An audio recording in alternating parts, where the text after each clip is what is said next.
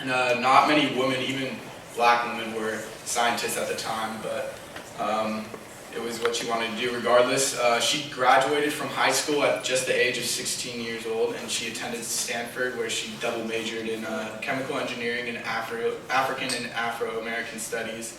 And then after that, she later went to Cornell University, where she got her PhD in medicine when she was only 25 years old. Right? I'm tired already. So after this, she got her MD in 1981, and she interned at Los Angeles and worked as a general practitioner.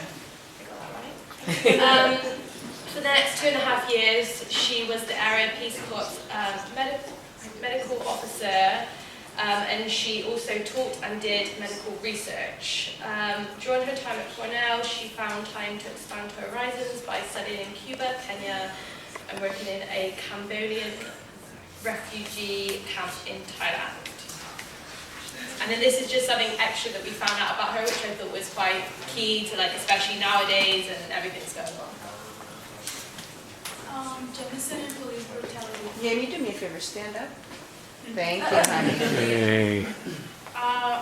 Jemison accused of a police officer for twisting her wrist and slamming her to the ground during a traffic stop. Jemison complained, police chief Robert, that's his name,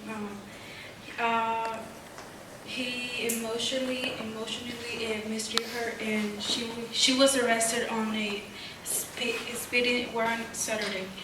According to Jemison complaint, he stopped her for illegal turn, like illegal U-turn, and he grabbed her really bad and gave her a ticket.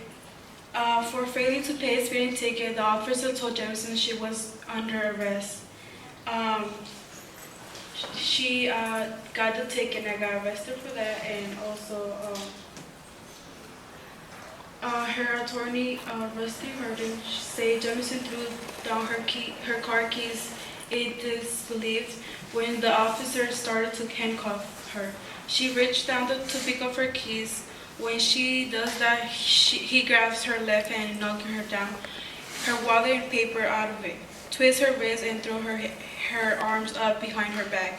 Before throwing her down the road, Harding said, And the police officer, the rest that we could find about the report was that he was just suspended with pay, but he went back to work and then there was nothing else said about it. When did this happen?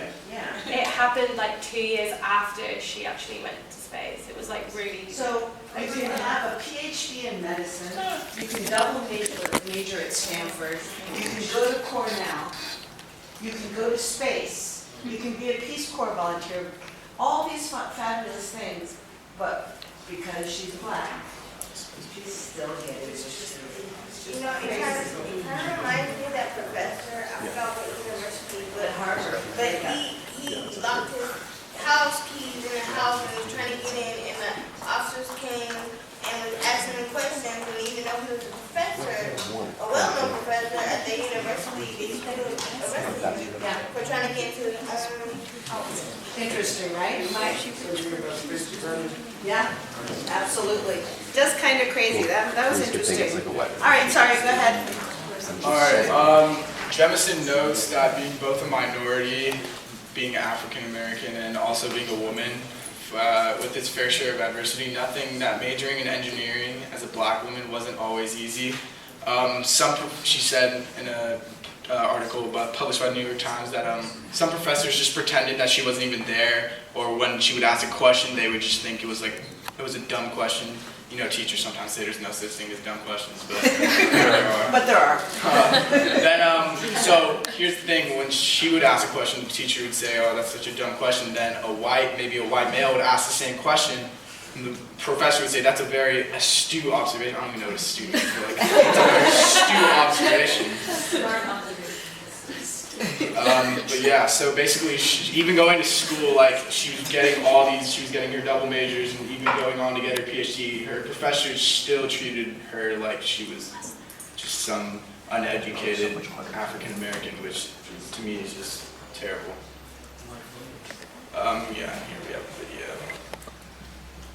For you?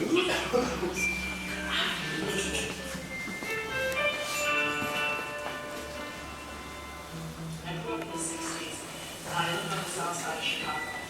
And I was a young girl who loved to stare up at the stars. I imagined myself going there. I studied all the things about the Apollo program. I knew what mission was going to take place when, what it was supposed to accomplish.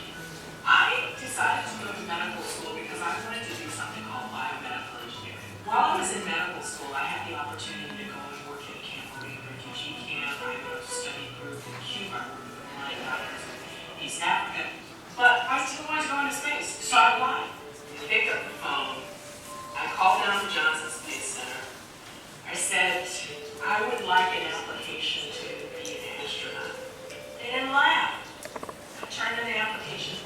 There may be a certain naivete when I say, when I applied to the astronaut program, I didn't even think about the fact of whether I would be the first African American woman in space or anything like that. It didn't even cross my mind I wanted to go into space. I couldn't have cared if there had been 1,000 people in space before me or whether there had been none. I wanted to go.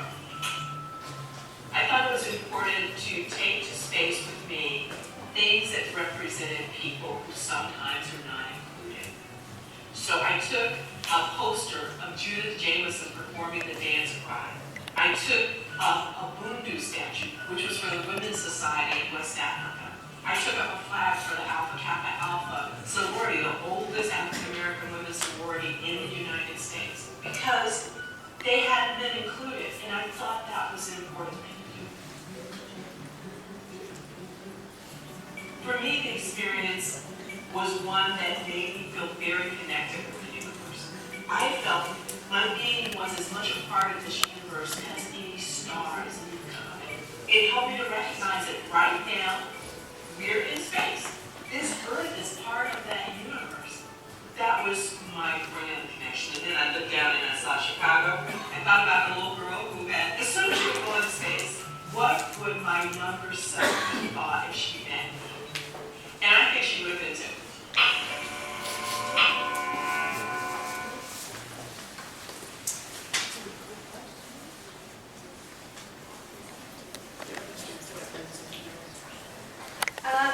And then just to finish, I just thought I'd finish with a quote from her, which I thought was really relevant. She said, I want to make sure that we all use our talent, not just 25% of it. Don't let anyone rob you of your imagination, your creativity, or your curiosity.